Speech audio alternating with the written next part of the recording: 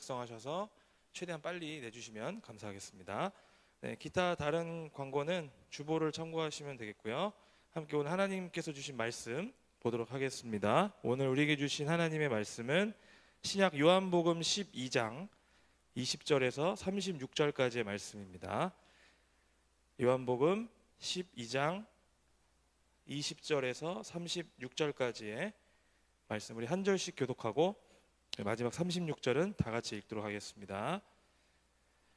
명절에 예배하러 올라온 사람 중에 헬라인 몇이 있는데 그들이 갈릴리 벳세다 사람 빌립에게 가서 청하여 이르되 선생이여 우리가 예수를 배웁고자 하나이다 하니 빌립이 안드레에게 가서 말하고 안드레와 빌립이 예수께 가서 여쭈니 예수께서 대답하여 이르시되 인자가 영광을 얻을 때가 왔도다. 내가 진실로 진실로 너희에게 이르노니 한 알의 밀이 땅에 떨어져 죽지 아니하면 한 알 그대로 있고 죽으면 많은 열매를 맺느니라. 자기의 생명을 사랑하는 자는 잃어버릴 것이요 이 세상에서 자기의 생명을 미워하는 자는 영생하도록 보전하리라. 사람이 나를 섬기려면 나를 따르라. 나 있는 곳에 나를 섬기는 자도 거기 있으리니 사람이 나를 섬기면 내 아버지께서 그를 귀히 여기시리라. 지금 내 마음이 괴로우니 무슨 말을 하리요. 아버지여 나를 구원하여 이때를 면하게 하여 주옵소서.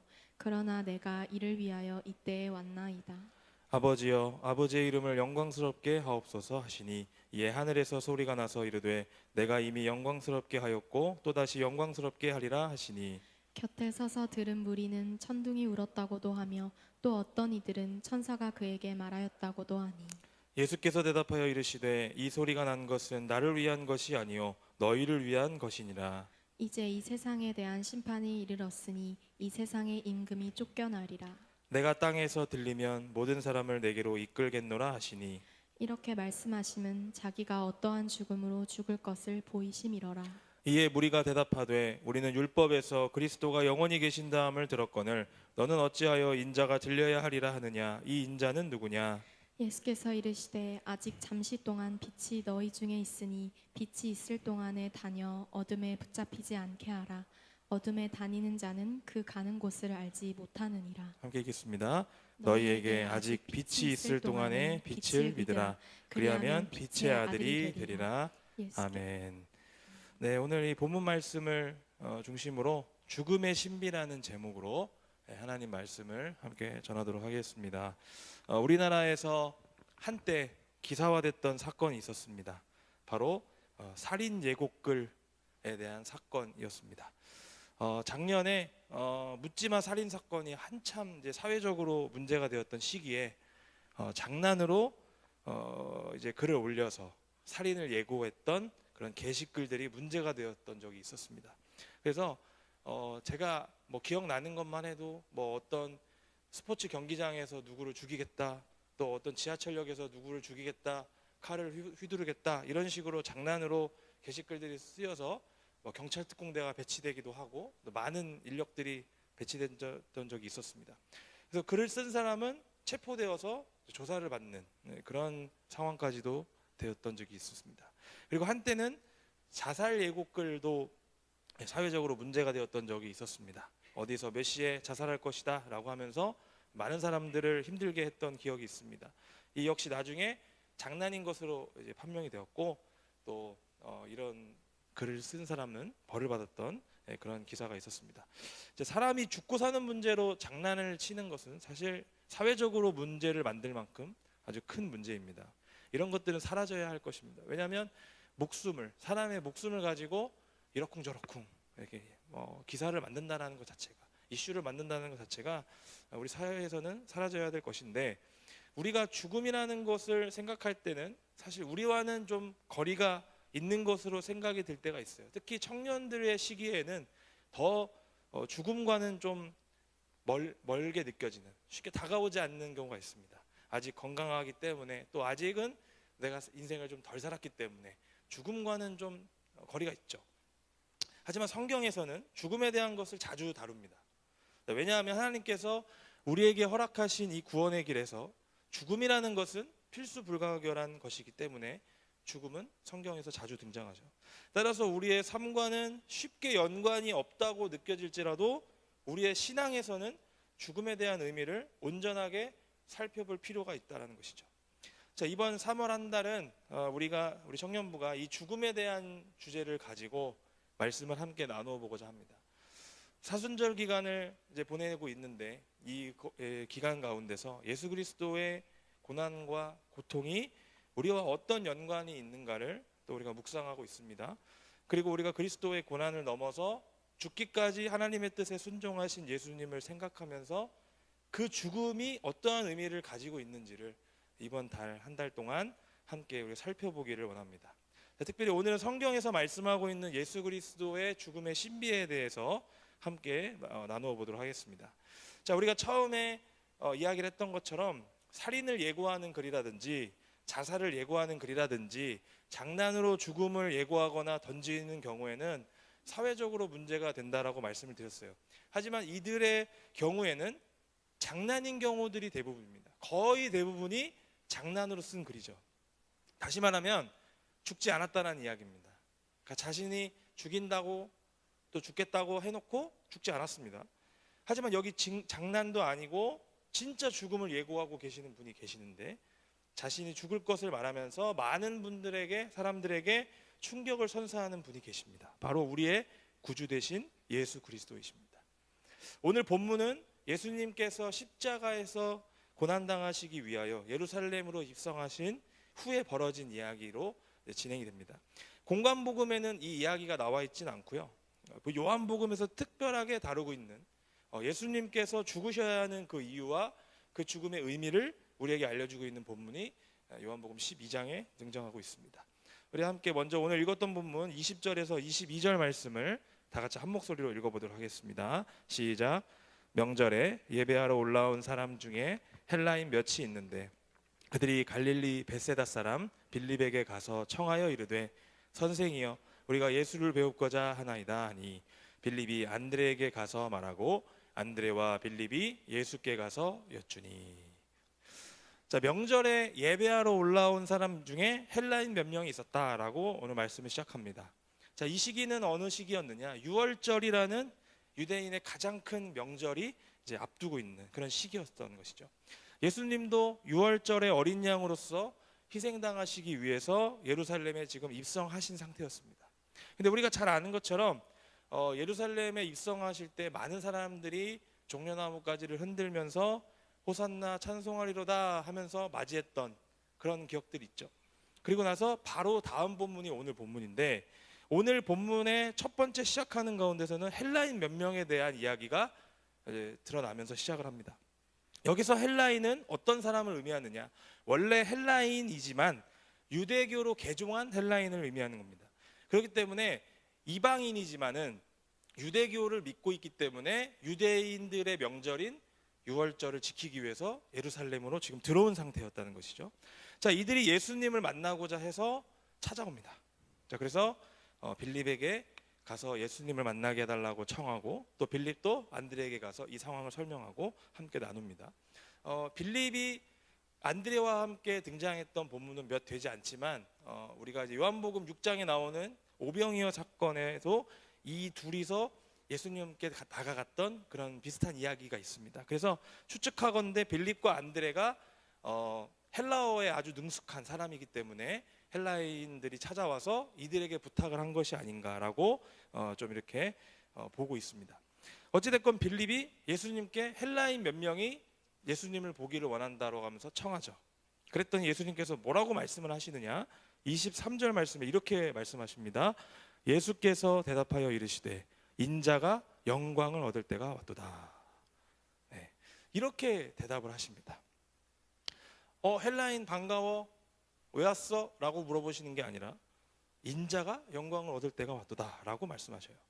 자, 이 말이 무엇을 의미할까요? 죽음의 때가 가까이 왔다라는 것을 말씀하시는 겁니다. 자, 이 구절을 이제 직역이 아니라 의역을 해보면 어떻게 해석을 할 수 있느냐? 인자가 헬라인들도 이끌어야 할 때가 왔다라고 의역할 수가 있다는 거죠. 자, 이제 유대인들을 제외한 이스라엘이라고 하는 그 우리에서 벗어난 다른 양들을 자신에게로 이끌어야 할 때가 왔음을 말씀하고 있는 것이죠. 지금까지 예수님은요, 유대 땅에서만 사역을 하셨습니다. 유대 땅, 갈릴리, 그리고 예루살렘. 이렇게 유대 땅 안에서만 사역을 하셨는데 예수님은 온 세상을 구원하시기 위하여 오셨던 분입니다. 따라서 자신을 찾아온 헬라인들을 보면서 이제 이런 이방인들에게도 구원을 허락하실 때, 즉 십자가에서의 죽음을 통해 모든 인류를 구원하실 계획이 다가왔음을 예수님께서는 직감하고 계신 겁니다. 그래서 인자가 영광을 받을 때가 왔도다라고 표현하신 것이죠. 이제 십자가에서의 죽음이 다가오고 있음을 암시하는 말씀입니다. 그러면서 예수님은 뭐라고 말씀하시느냐? 24절 25절 말씀에서 이렇게 이야기하십니다. 다 같이 한번 읽어보겠습니다. 시작. 내가 진실로 진실로 너희에게 이르노니 한 알의 밀이 땅에 떨어져 죽지 아니하면 한 알 그대로 있고 죽으면 많은 열매를 맺느니라. 자기의 생명을 사랑하는 자는 잃어버릴 것이요 이 세상에서 자기의 생명을 미워하는 자는 영생하도록 보전하리라. 아멘. 갑자기 한 알의 밀에 대한 이야기를 하십니다. 여기서 한 알의 밀이라는 것은 예수님 자신을 의미하는 것인데, 한 알의 밀이 죽지 아니하면 한 알 그대로 있다. 하지만 죽으면 많은 열매를 맺는다라고 이야기를 하십니다. 당시 이 헬라인들은요, 십자가 죽음에 대한 이 이야기를 잘 이해하지 못했습니다. 그래서 이 말씀을 이해하기 쉽도록 농사에 관련된 비유로 다시 한번 풀어서 예수님이 말씀하시는 거예요. 한 알의 밀이 있습니다. 그 한 알의 밀이 땅 속에 들어가서 껍데기가 터지고 찢어지면서 그 후로는 놀라운 이야기가 펼쳐지게 되는 겁니다. 뿌리가 납니다. 싹이 자라서 이제 많은 열매를 맺는 아주 놀라운 드라마와 같은 일들이 펼쳐지게 되는 것이죠. 여러분, 기독교는 어떤 종교냐? 자기 부인의 종교입니다. 자기 삶을 부인해야 되고요, 자기 의의를 부인해야 되고요, 자기의 삶의 방향을 부인해야만 하는 종교입니다. 오직 하나님께 그 삶이 있음을 고백하는 종교가 기독교고요, 오직 하나님께 그 의가 있음을 고백하고 있고요, 오직 하나님께 자기의 삶의 방향이 있음을 고백하는 종교가 기독교입니다. 나는 없고 오직 하나님만이 드러나는 것을 고백하는 것이 바로 기독교죠. 자기 부인이 없다면 기독교는 존립할 수가 없습니다.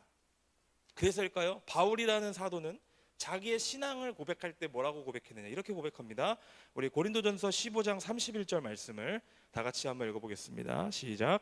형제들아, 내가 그리스도 예수 우리 주 안에서 가진 바 너희에 대한 나의 자랑을 두고 단언하노니 나는 날마다 죽노라. 아멘. 바울 사도는 날마다 자기의 삶을 죽이는 그런 삶을 살았습니다. 왜 그럴 수 있느냐? 고린도전서 15장 말씀은 우리가 부활장이라고 알려져 있어요. 왜 이렇게 고백할 수 있었느냐? 부활에 대한 확신이 있었기 때문에 그렇습니다. 이 세상에서의 삶이 끝이 아니라는 걸 알고 있었기 때문에, 그리고 이 부활할 것을 믿었기 때문에 주 안에서 모든 것들을 맡기고 살았던 겁니다. 그러니까 나는 날마다 죽노라라고 단언할 수 있는 신앙의 경지에 오르게 된 것이죠. 성경에서 등장하는 자기 부인의 끝판왕이 누구냐? 바로 십자가에서 보여주신 예수님의 죽음입니다. 우리가 가져야 하는 자기 부인의 모습은 바로 예수님을 모델로 합니다. 우리는 죽어야 됩니다. 그래야 우리 안에 하나님의 열매가 많이 맺어지게 되어 있어요. 성경에서 말씀하는 죽음의 의미는 무엇이냐? 곧 생명입니다. 그래서 자기의 생명을 사랑하면 그 죽음은 아무 의미 없이 사라지지만 내 생명을 미워하면 영생의 능력을 경험하게 된다, 예수님께서 말씀하고 계시는 것이죠. 자, 그러면서 예수님은 계속해서 뭐라고 말씀하시느냐? 26절에서 이렇게 말씀합니다. 사람이 나를 섬기려면 나를 따르라. 나 있는 곳에 나를 섬기는 자도 거기 있으리니 사람이 나를 섬기면 내 아버지께서 그를 귀히 여기시리라. 아멘. 사람이 나를 섬기려면, 즉 여기서 섬기다라는 의미는 무엇이냐? 예배한다라는 의미입니다. 예수님을 예배하는 자들은 이 죽음의 의미를 온전히 받아들여진 자들이란 뜻입니다. 예수님을 진정으로 예배하는 자들은 어떻습니까? 하나님께서 귀히 여기신다, 그리고 그 죽음의 의미를 헛되게 하지 않으신다라고 말씀하신다는 것이죠. 자, 이렇게 말씀하고 계시는 예수님도 괴로우셨어요. 왜냐? 이 죽음 역시 예수님에게도 부담입니다. 어려움입니다. 하지만 이때를 위해서 이 땅에 오신 예수님은 자신의 죽음을 통해서 하나님께 영광을 돌리기를 원하셨다는 것이죠. 예수님의 뜻대로가 아니라 하나님의 뜻대로 살기를 원하셨기 때문에 몸소 그 하나님의 뜻을 순종하고자 예수님께서 이렇게 말씀하고 계시는 것이었습니다. 이렇게 하나님의 뜻대로 순종하고자 하는 것을 예수님께서 말씀하실 때, 드러내실 때 하늘에서 소리가 납니다. 뭐라고 하느냐? 내가 이미 영광스럽게 하였고 또다시 영광스럽게 하리라 라는 이 천둥과 같은 소리가 하늘에서부터 나옵니다. 예수님의 죽음은 하나님을 영광스럽게 하는 것이다라고 오늘 말씀에서는 증거합니다. 이 이야기는 단순히 어떤 천둥 같은 소리로서 콰르릉 콰르릉 치는 소리가 아니라 너희를 위한 것, 즉 우리와 같은 죄인들을 위한 복된 소식이라는 것을 알 수 있죠. 이제 이렇게 예수님께서 하나님의 뜻대로 죽음을 결단하실 때 세상의 임금은 쫓겨납니다. 세상의 원리와 세상의 가치는 이제 무의미해지기 시작하죠. 사탄이 다스리는 세상의 방법은 쓸모가 없어집니다. 이제 진정한 왕, 참된 왕이 왕의 자리에 오르시게 될 것을 오늘 본문에서 말씀하고 계십니다. 그 왕의 자리에 오르는 방법을 뭐라고 설명하시느냐? 32절에서 33절 말씀 다 같이 한번 읽어보겠습니다. 시작. 내가 땅에서 들리면 모든 사람을 내게로 이끌겠노라 하시니 이렇게 말씀하심은 자기가 어떠한 죽음으로 죽을 것을 보이심이로라. 아멘. 어떻게 하면은 참된 왕, 진정한 왕께서 우리의 왕의 자리에 오르실 수 있느냐? 땅에서 들리는 것을 우리에게 보이실 때 가능하다는 겁니다. 다시 말하면 십자가에 달리시는 것을 의미하는 것이죠. 우리 함께 보진 않았습니다만 민수기 21장 9절 말씀을 앞에 화면을 보시고 다 같이 한번 읽어보겠습니다. 시작. 모세가 놋뱀을 만들어 장대 위에 다니 뱀에게 물린 자가 놋뱀을 쳐다본즉 모두 살더라. 아멘. 이스라엘 백성들이요 광야에서 하나님께 불평불만을 쏟아내며 살아가다가 하나님께서 보내신 불뱀에 물려 많은 사람들이 죽는 그런 일이 있었습니다. 이스라엘 백성들은 살려달라고 외치게 되었고 그때 하나님은 모세에게 뭐라고 하느냐? 놋으로 뱀을 만들어서 장대 위에 매달고 그것을 바라보라고 이야기합니다. 그래서 놋으로 만든 뱀을 이스라엘 백성들이 쳐다봤더니 모두 살게 되는 경험을 하게 되죠. 마치 심판을 받아 죽게 된 이스라엘 백성들이 장대 위에 매달려 있는 놋뱀을 바라보며 살게 되었듯이 이제 예수님은 십자가에 달리실 것입니다. 십자가에 달린 예수 그리스도를 바라볼 때 우리는 진정한 생명의 길로 나아갈 수 있음을 말씀하고 계시는 겁니다. 그리고 이 들림에는 또 다른 의미들도 담겨져 있습니다.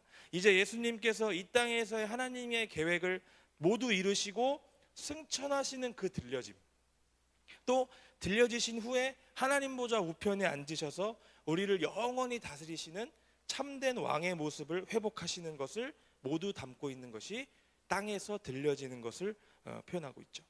죽음을 통해서 우리에게 참된 왕의 모습을 보여주신 예수 그리스도를 우리가 바라볼 때 죽음은 새롭게 살 수 있는 길로 변화됩니다. 그리고 하나님께로 나아갈 수 있는 유일한 길로 변화된다는 것이죠. 바라건대 우리 모두가 진정한 죽음의 의미를 깨닫게 되기를 주님의 이름으로 소망합니다.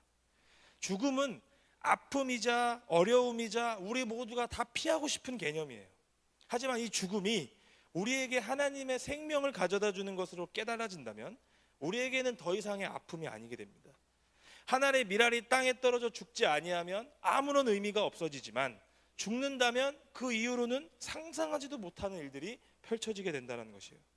많은 열매를 맺고요, 많은 생명을 살리는 일로 변화된다는 겁니다. 우리는 죽는 것을 두려워하면 안 됩니다. 피하면 안 됩니다. 우리가 이 죽음을 받아들이고 삶으로 보여줄 때 놀라운 신비를 깨닫고 우리 삶에서 이 죽음의 의미를 살아낼 수 있는 그런 삶이 될 수 있습니다. 여러분, 이 세상의 임금의 생각을 쫓아가는 삶을 살지 말기를 바랍니다. 세상의 임금, 즉 사탄은 죽음을 아무 의미 없고 정말 가치 없는 것으로 만들어버려요. 세상에서의 죽음은 헛되고 어리석은 일일 뿐입니다. 하지만 우리 주 예수 그리스도의 죽음은 단순한 죽음의 의미를 넘어섭니다. 많은 사람들을 살리게 되고요, 그 생명을 하나님께로 인도하시죠. 죽음을 통해서 이 사탄의 머리를 부수시고 승리하셨습니다. 이 놀랍고 영원한 진리 가운데 우리 모두가 나아가기를 소망합니다. 성경에서 말씀하고 있는 죽음의 진정한 의미를 알고 있다면 우리는 예수님을 예배하는 삶을 살아야 되고 그 예수님을 따르는 삶을 살아야 됩니다. 이를 위해서는 어떻게 해야 되느냐? 예수님께서 우리에게 몸소 보여주신 그 죽음을 우리 삶에서 보여줘야 됩니다. 자기 부인의 삶을 몸소 우리가 살아가야 됩니다. 내 뜻대로, 내 의지대로, 내 지혜로 살아가기를 원하지 마십시오. 내 삶은 우리 주님의 죽음으로 인해 새롭게 만들어진 것임을 우리는 기억해야 됩니다. 그래서 우리 주님께서 보여주신 그 죽음의 진정한 의미를 우리 삶에서 자기 부인의 삶으로 실천할 수 있기를 바랍니다. 여러분, 성경에서 말씀하고 있는 죽음은 신비로운 일입니다. 어떠냐? 가치 없고 어리석고 무의미한 일이 아니라 생명을 살리고 열매를 많이 맺게 하고 자기 부인의 삶으로서 하나님만을 드러내고 하나님께 영광이 되는 놀라운 은혜임을 우리는 기억해야 됩니다. 죽어야 사는 그 신비를 우리 삶으로 살아낼 수 있는 저와 여러분들이 되기를 주님의 이름으로 축원드립니다.